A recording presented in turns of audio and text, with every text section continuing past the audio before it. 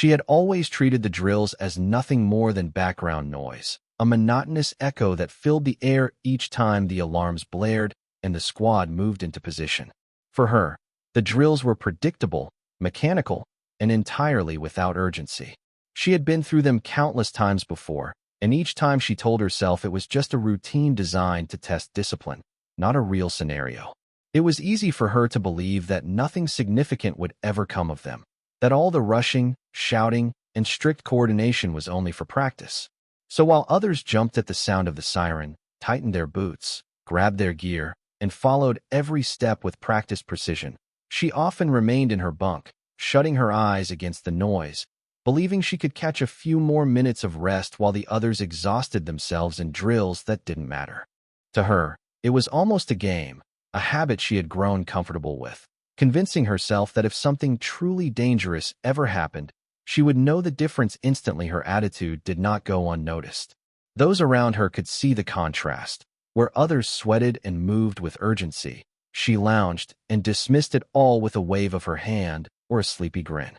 The commanders had scolded her more than once, reminding her that combat drills weren't suggestions, they were lifelines. But still, she treated the alarms like a background hum that could be tuned out. The truth was, she had grown desensitized. Day after day, the drills felt the same: shout, scramble, simulate danger, and then relax again. The rhythm of repetition dulled her sense of importance, and she built a wall of indifference against the very training meant to sharpen her survival instincts. Every time she told herself she could make up for it later, that when the moment came for real combat, she would rise to the occasion. That false confidence allowed her to keep choosing rest over readiness. The squad members around her began to feel frustrated. To them, each drill was a chance to improve, to shave seconds off their reaction time, to prepare their minds and bodies for the chaos of the unknown. They didn't see it as wasted effort, but as rehearsal for survival. Watching her disregard, they wondered what it would mean for the unit if the day came when drills stopped being drills and became life or death. Her choice to ignore what they valued so deeply created a silent tension, an unspoken frustration that simmered each time they saw her lying back when they were moving forward. Yet she didn't let it bother her. She believed she was different, that her instincts alone could carry her through when needed. She had convinced herself that discipline was just a ritual, not the foundation of survival. What she failed to see was how the drills weren't about convenience. They were about instinct. Every repeated motion, every shouted order, every timed response was a way of rewiring the brain so that hesitation vanished in the face of real threat.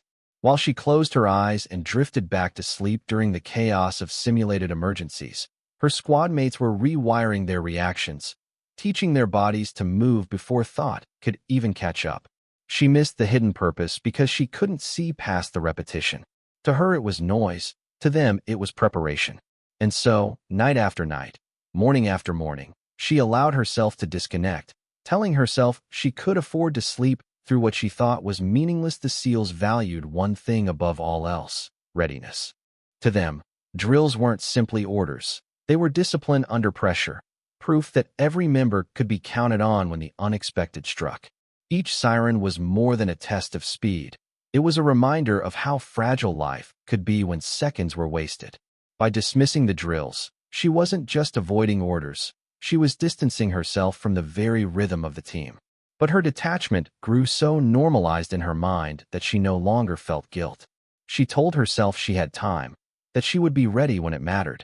It was a dangerous kind of arrogance, a false shield that gave her comfort while it quietly left her vulnerable. She thought she was cheating the system by choosing sleep, but what she was really cheating was her own chance to survive when survival would depend on instinct. The blaring sirens, the echoing footsteps, the barked commands, they all blended together in her mind until they became little more than static. To her, every combat drill was a rehearsal without a stage, a performance repeated so many times that the meaning had drained out of it. She thought of them as hollow motions, like reciting a poem without listening to the words. The routine was always the same. The alarm screamed, the squad scrambled, weapons were checked, positions taken, and the commander paced like it was the end of the world. And then, within minutes, everything settled back into calm. Nothing ever happened. Nothing ever changed.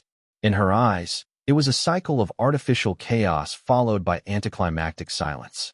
That predictability dulled her awareness and turned the drills into little more than background noise. She could not see how each moment, each instruction, each correction carried weight. All she felt was the drag of repetition, and so she disconnected, treating the alarms as meaningless interruptions rather than lifelines it was easy for her to justify. She told herself that practice could never capture reality. No drill, no matter how loud or urgent, could mirror the shock of real danger.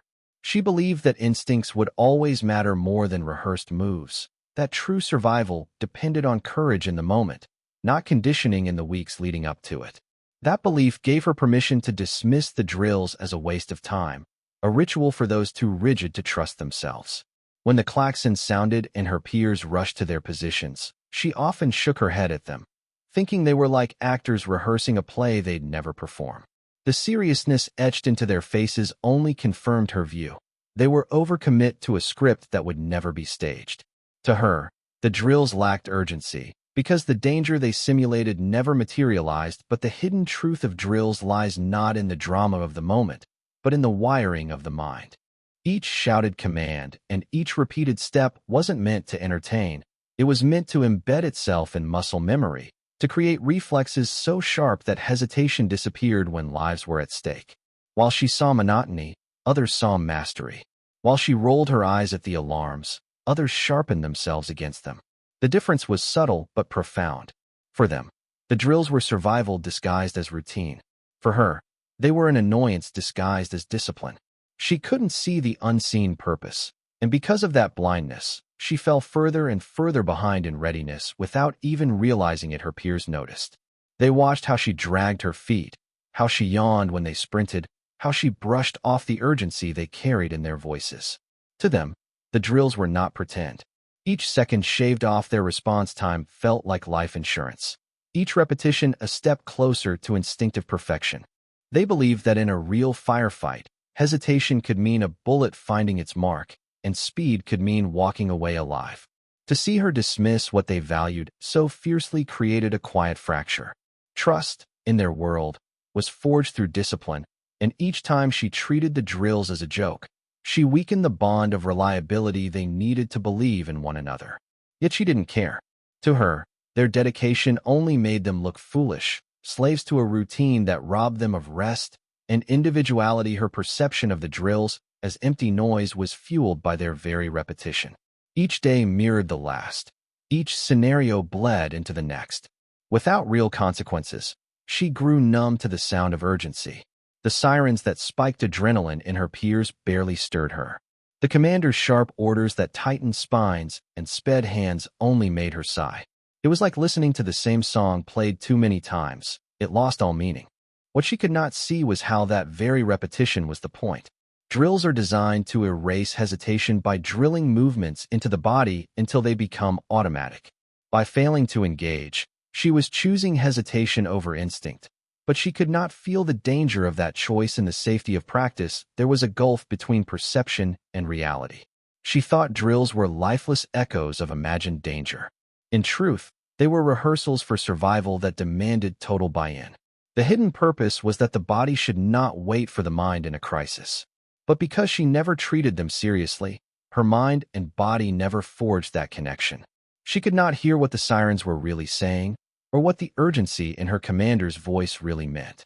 She tuned it all out, believing that when it truly mattered, she would rise.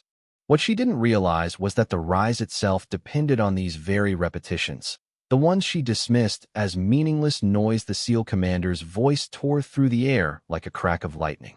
It wasn't the alarm that jolted her awake this time, nor the rhythmic rush of her peers sprinting past her. It was a single order, shouted with such clarity and weight that it cut through the fog of her indifference. Unlike the countless drills where voices blended into routine, this was different. His words carried the force of command, the kind that left no room for hesitation, no space for argument. It wasn't just volume. It was conviction, the kind that anchored itself in the bones of everyone who heard it. That one order was not a suggestion, not a call to practice, but a demand for absolute presence. In that moment, she felt the difference between noise and necessity, between drill and reality. The room seemed to shift, the air thickened, her heartbeat accelerated, and for the first time, she couldn't turn away.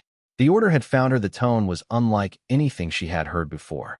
It wasn't rehearsed or theatrical, it was raw authority, the kind built not from words but from experience. Every syllable was sharpened by years in the field, by nights when hesitation meant casualties, by battles where orders carved the line between survival and loss.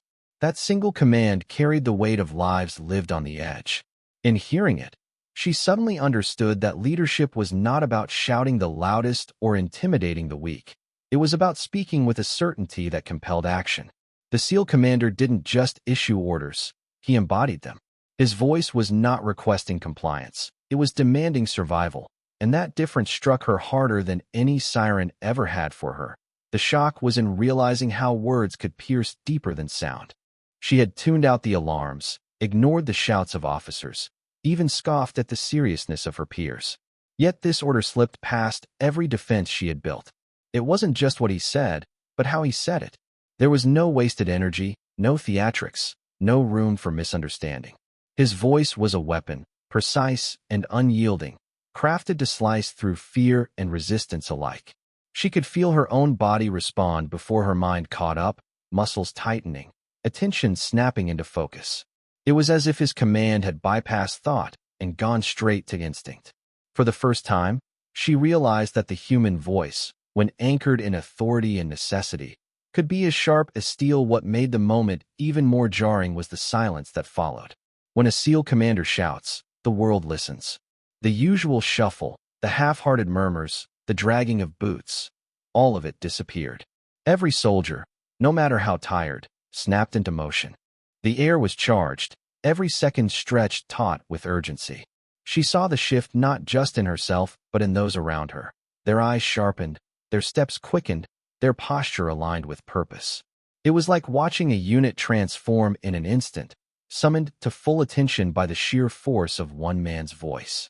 And standing in the middle of that shift, she understood what it meant to be part of something larger, something that demanded complete obedience to survive. That single order revealed the hidden fabric of discipline. Discipline wasn't about robotic compliance or blind repetition, as she had once believed. It was about trust in leadership, trust in training, and trust that when chaos struck, there would be clarity. The commander's shout was not just about commanding bodies into motion. It was about commanding belief. His authority rested on more than rank. It came from the unshakable confidence that when he spoke, he would be obeyed, not because people feared him, but because they knew lives depended on it. In that instant, she recognized that the weight of command was not carried by the one who gave the order, but by the trust of those who followed it. Without hesitation, her own reaction startled her. She had always been the one to drift, to resist, to roll her eyes at the so-called urgency of drills. But when the order hit, she didn't resist. Her body reacted before her doubts had the chance to speak. There was no time to question, no chance to rationalize. She moved because the command demanded it, because the voice behind it left no space for refusal. For someone who had long believed that instincts alone were enough, it was a revelation to feel instinct shaped by command, sharpened by discipline. She felt what it meant to be pulled into readiness not by fear, but by authority that cut through every excuse. The echo of that order lingered long after the moment passed. It wasn't just sound anymore. It was an imprint, etched into memory. She could replay it in her mind, the clarity, the certainty, the weight of survival packed into a few words. She realized that in the chaos of real combat, when confusion reigned and panic clawed at the edges, that same voice would be the anchor.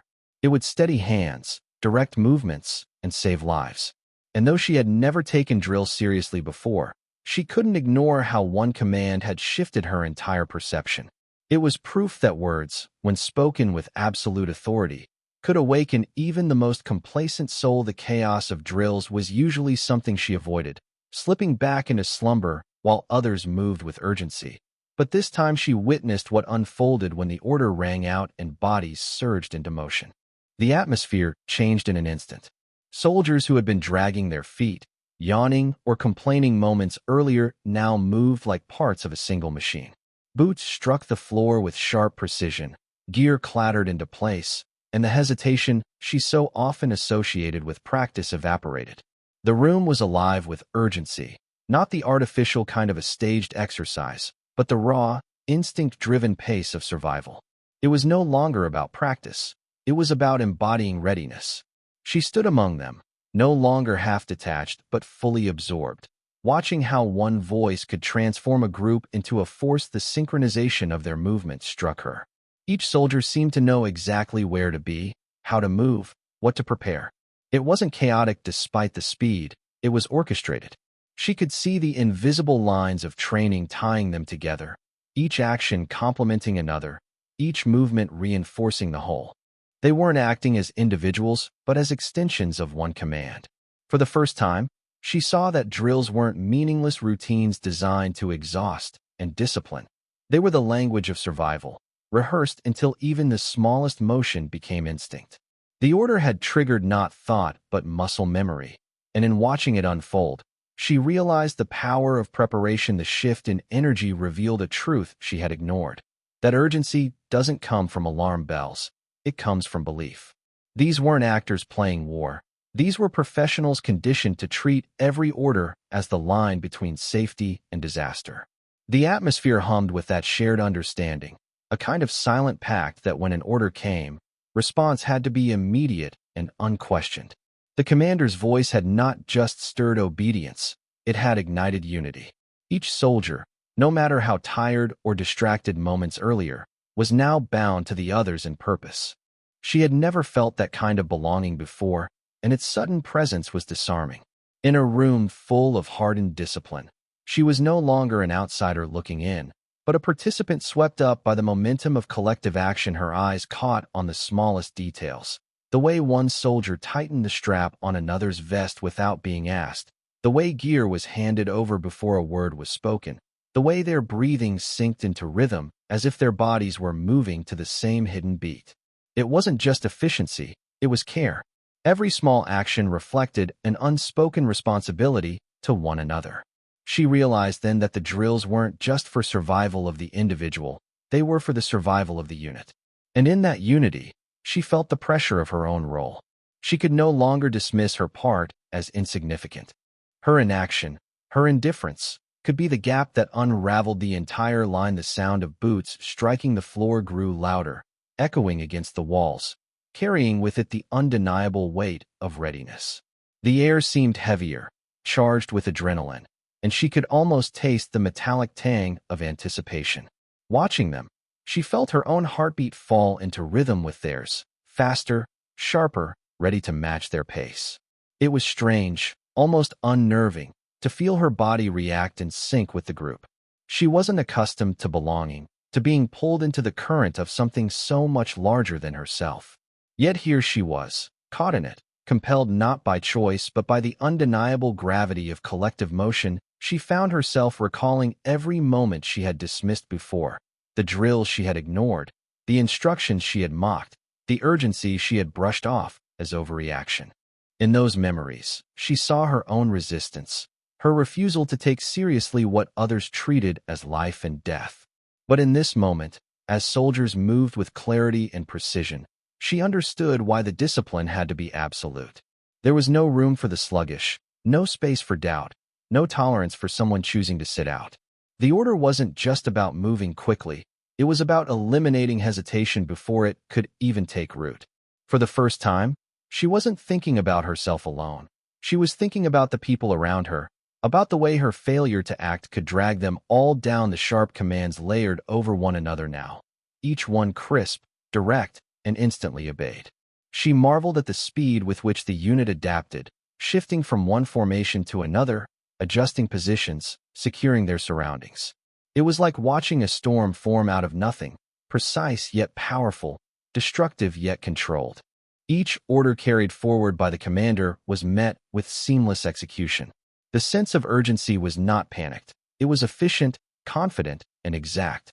She realized that this was the difference between survival and chaos. When urgency is matched with discipline, fear has no chance to consume the group. Even in the rush, there was a strange calm in their movements. No one shouted unnecessarily. No one wasted energy on anything beyond the task at hand. The intensity was undeniable, but it was controlled, deliberate. This balance fascinated her, the way urgency and calm could coexist, shaping an environment where adrenaline sharpened rather than scattered focus. Standing among them, she felt that balance wash over her, pulling her into the rhythm of their pace. She no longer felt like an observer. She was inside it now, part of the urgency, part of the storm. The command that had cut through the room left echoes in its wake. But what stayed with her even more was the silence that followed. Not an empty silence, but one charged with intent, as if every person had inhaled the same breath and was holding it together. The energy in that room wasn't chaotic, it was sharpened. Every soldier adjusted their stance, checked their gear, exchanged brief, knowing glances, and then settled into a readiness that was almost unnerving. She had never been in the middle of something like that before, never felt the weight of dozens of minds aligning in an instant. What struck her most wasn't the sound of the order, but the discipline that allowed it to ripple through the group without resistance. It was a lesson she hadn't wanted to learn until now, that real strength didn't always roar. Sometimes it moved silently, like a current pulling everyone forward. Her own hesitation stood out starkly against the clarity of those around her. She realized that the drills she had once dismissed as dull repetition were what made this possible. Those countless hours of training, the endless rehearsals that seemed unnecessary, had been preparing them for this very moment. She had rolled her eyes at the rigidity before, had muttered about wasted effort, but seeing it now, she understood that the routine wasn't designed to suppress individuality. It was designed to ensure survival. Every soldier knew what to do because they had done it 1,000 times before, until the motions became as natural as breathing. Watching them, she couldn't deny the truth. Discipline wasn't restriction, it was freedom. The freedom to act without hesitation, to trust that your body and your team would respond exactly as needed when the moment came. She found her gaze locked on the commander. His presence wasn't loud, but it filled the space. He didn't need to explain, didn't need to justify his words, because the authority in his voice had already carved itself into everyone's mind. It wasn't about rank alone, it was about trust. They believed in him because he had proven, time and again, that his orders weren't empty commands but lifelines. That trust was the invisible thread weaving through the room, binding every soldier to his voice. She saw in that moment how leadership wasn't about control, it was about responsibility. The weight he carried was evident in his expression, not heavy with doubt, but steady with resolve. And the others leaned into that steadiness, taking strength from it in a way that made them unbreakable. As a unit, she felt the shift in herself too, subtle but undeniable. The command had awakened something she didn't know was buried within her, the instinct to respond, to rise, to be part of something larger than herself. Her pulse quickened, not out of fear but out of anticipation, the same way theirs did. For once, she wasn't dragging behind or standing apart. She was present, fully, completely, in a way that startled her. The barriers she had built, the excuses she had leaned on, seemed flimsy now compared to the clarity of that moment. She wasn't just watching soldiers prepare. She was beginning to understand what it meant to be one. The sounds around her carried a rhythm, one that resonated in her chest. Velcro straps tightened, metal buckles clicked into place, rifles were checked and secured, boots scuffed against the floor as men and women moved with deliberate urgency. It was a chorus of readiness, each sound small on its own but powerful together, a symphony of discipline. She felt herself drawn into that rhythm, her hands moving almost unconsciously, adjusting, checking, mirroring the actions of those beside her. For the first time, she didn't feel out of place. She didn't feel like the one who had slept through the drills. She felt aligned, part of the collective heartbeat that drove them forward. Her thoughts turned inward, to the moments when she had resisted this life, when she had convinced herself that none of it mattered, that she could coast along without ever giving her all. But those thoughts seemed hollow now. She understood why the commander's voice had hit her so deeply. It wasn't just an order, it was a call to be more than she had been, to shed the comfort of indifference and embrace the demand of responsibility.